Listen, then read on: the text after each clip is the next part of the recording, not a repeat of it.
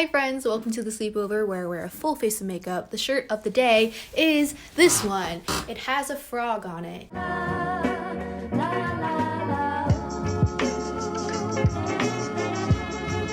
This exact frog reminds me of the one in Rainforest Cafe. Especially when I was younger and still now, I'm pretty scared of like animatronics, especially the ones in water. I don't know, there's something about it freaks me out, especially the ones in Rainforest Cafe because it's like uncanny valley, like they're like real animals, but it's just there's something off about them. And when I was a brat to my mom, she would threaten to take me to Rainforest Cafe where I'd be on the verge of tears staring at those creepy animals. So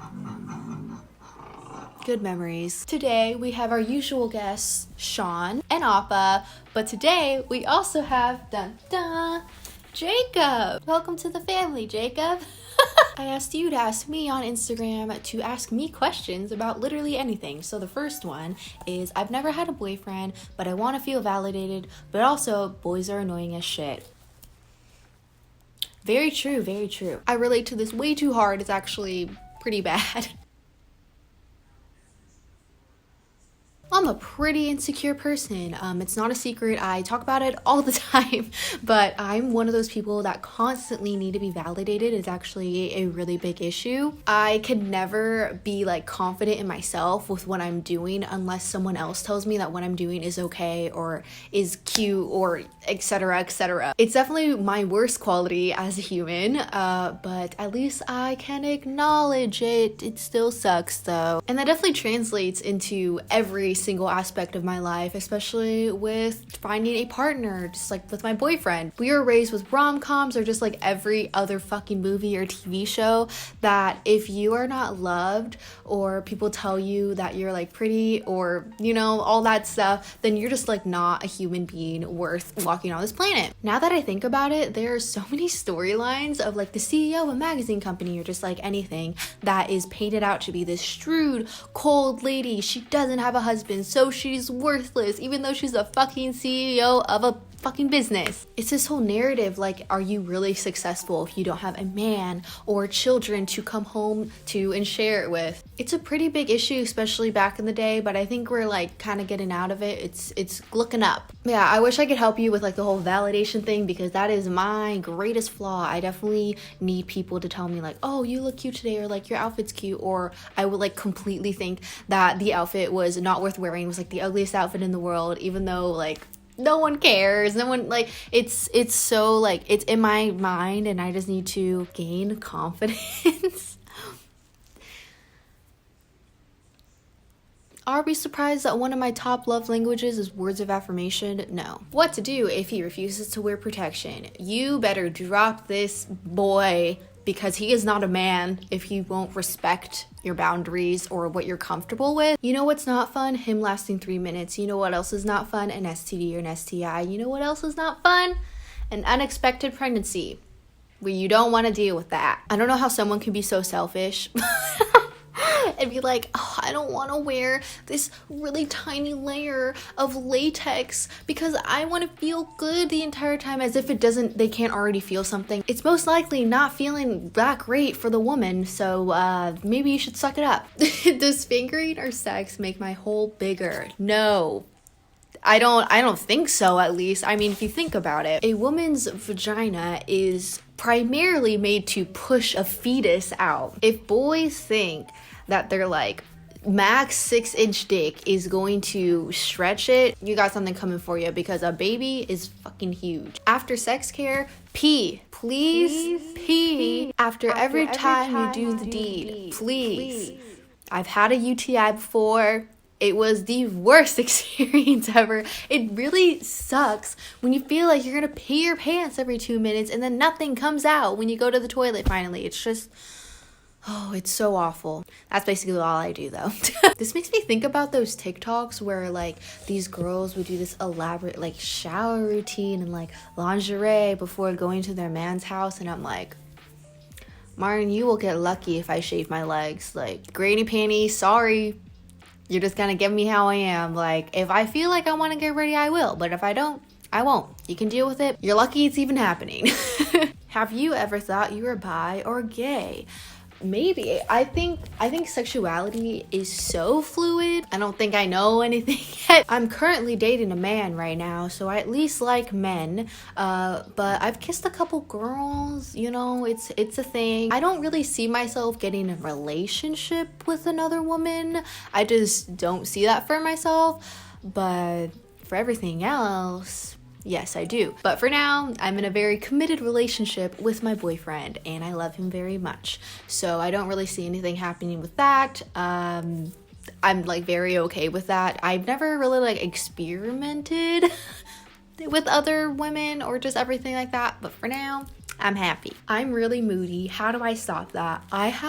Oh my gosh, I'm exactly on the same boat as you. I don't know why. I don't know if it's like being in quarantine for all this time, post-election, because I was really stressed pre-election, or this thing, my implant, my birth control implant. I don't know if she's fucking with me, because for like a year and a half-ish, I didn't have my period at all. I was like living and like, you know, I think I was a normal human. I don't think I had that many mood swings. But recently, man, oh my gosh, I have been so moody. It's actually annoying to me, because I'll be like, why am I annoyed right now? And then I'll get annoyed myself that I'm annoyed. And I'm pretty sure the culprit is the implant for me. I mean, obviously, this is not how it is for every single person, but I'm like too scared to take it out, because what scares me more than mood swings is a child. So maybe we'll just deal with this for now. How to overcome indecisiveness. If you know me in real life, everyone in my real personal life will vouch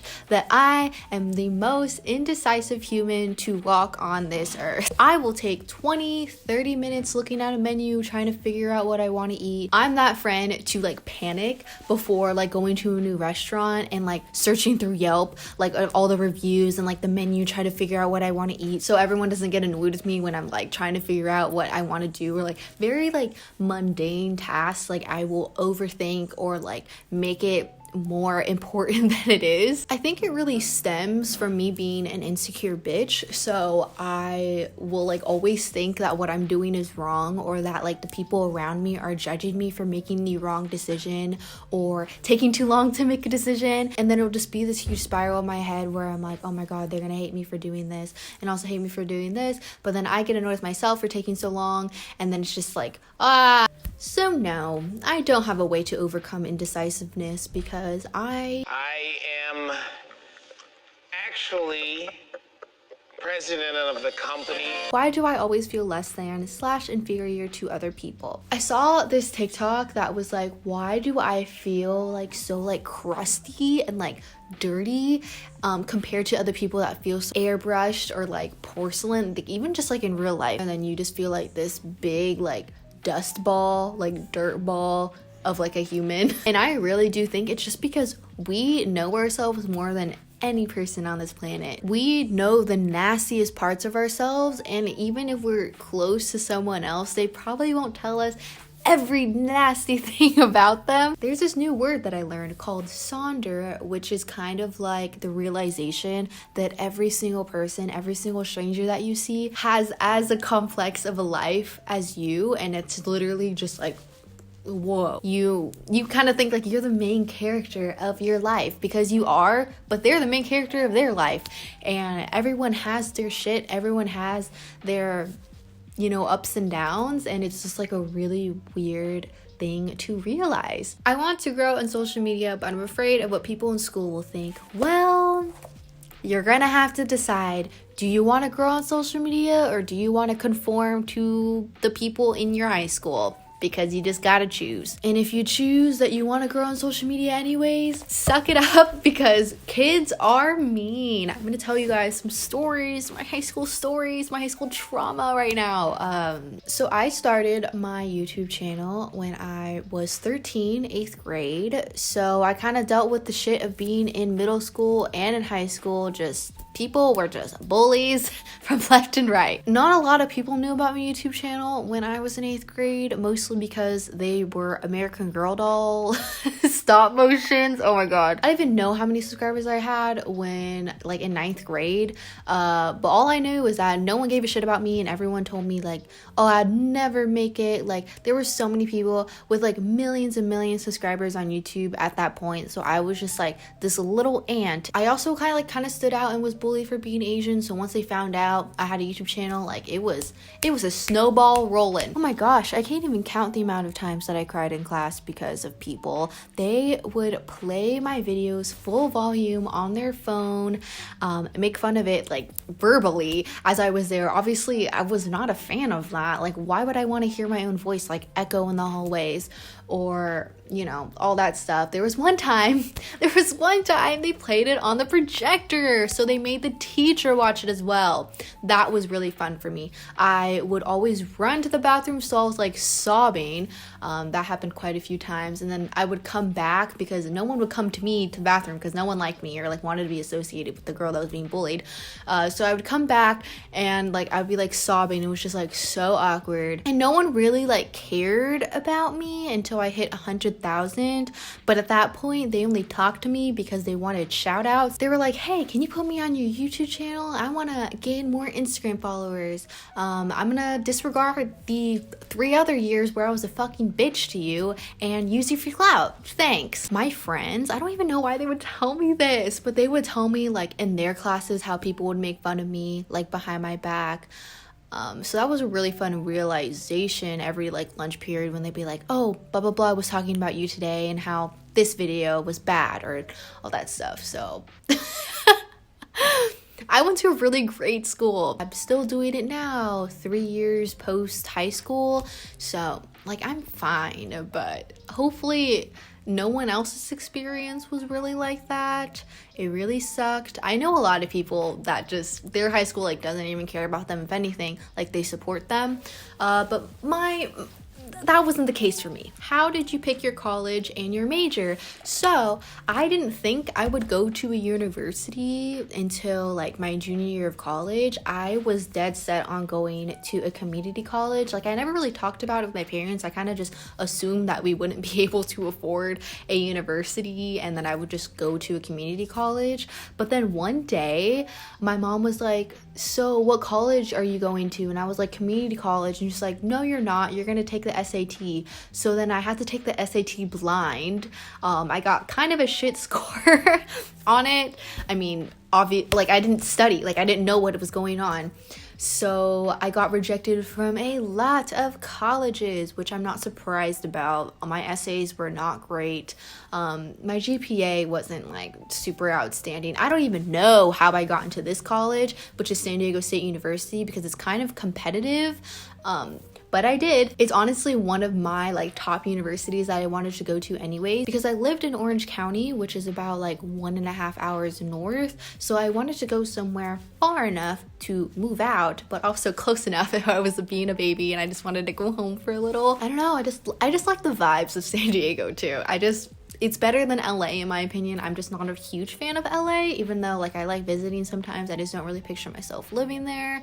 So San Diego was good for me. I definitely needed to go to a state school because in-state tuition is just so much more reasonable, and I qualified for a lot of financial aid, so that's what allowed me to be able to go here in the first place. Okay, the president here is not the best. She really allocates money, like, not where it needs to go. She's kind of selfish and really, you know, not caring about anyone else but herself. The food here is great, honestly. The food is unmatched. We have great restaurants, and, like, Panda Express here slaps. I don't even know why the Panda Express here tastes so much better than any other Panda Express I had. I don't know what they do. They probably put cocaine in it.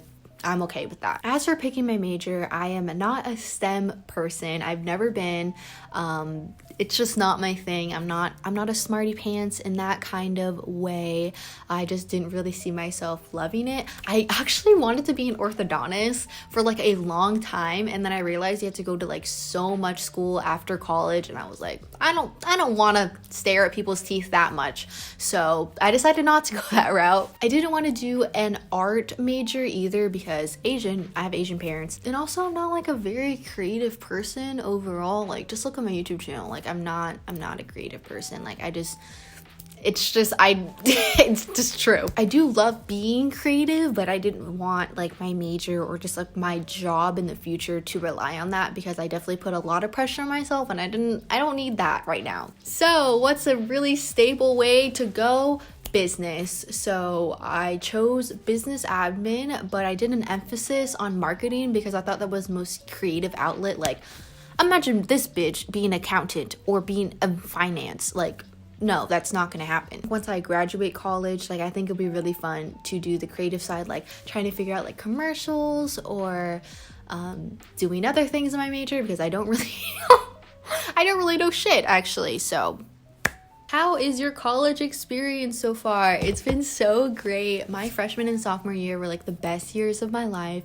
I got really lucky and found my best friend and roommate of 3 years through Facebook, like the SDSU like roommate housing page thing. We found each other and now we're together forever. I'm never gonna let her go. I lived in a quad dorm my freshman year, so that meant there were 4 girls in 1 bedroom. Honestly, you would think it would be like a shit show, but I was so blessed to have like 4 amazing, really nice women in my dorm, so we really got along. We kind of knew our boundaries. My floor was really nice. We vibed. It was a good time. And SCSU is a really good party school because college is all about parties, right? Sophomore year was the same. I moved into my first apartment, so it was really nice with Rachel. And we had like just so many great memories, and just walking to class together. It was just, I love class. I love walking to like lectures or like people watching, especially in the library or just like at the Starbucks. It was such a good time. So when Miss Rona happened, that was just like a really big shift. I mean, obviously, this university had to shut down. People are dying. Public health and safety matters. But for me, like a really key thing about me loving college was being with people and like experiencing college like the normal way. So once like I moved to just strictly online classes, it really like diminished my college experience. Like, I'm like, wow, I'm really paying $25,000 a year to sit in my chair and just look at my laptop for 16 hours a day. So it hasn't been great on that front, but I'm really grateful that I got to experience college the normal way.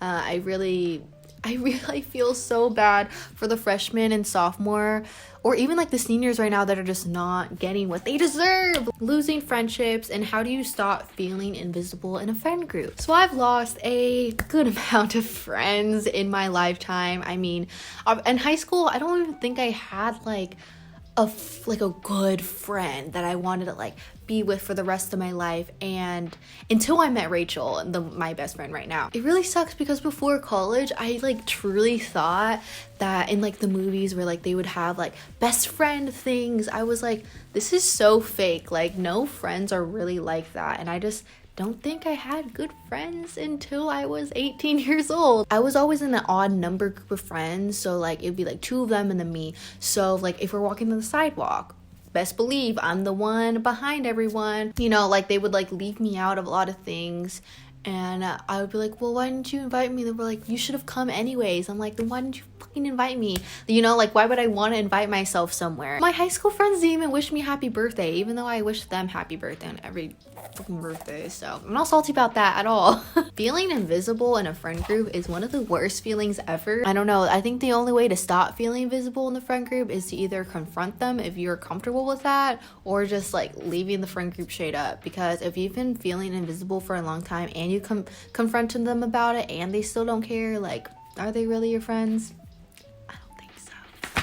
And now for the most important question of all: why is Zuko so hot? I mean, he is a firebender, so okay, but he's a cutie.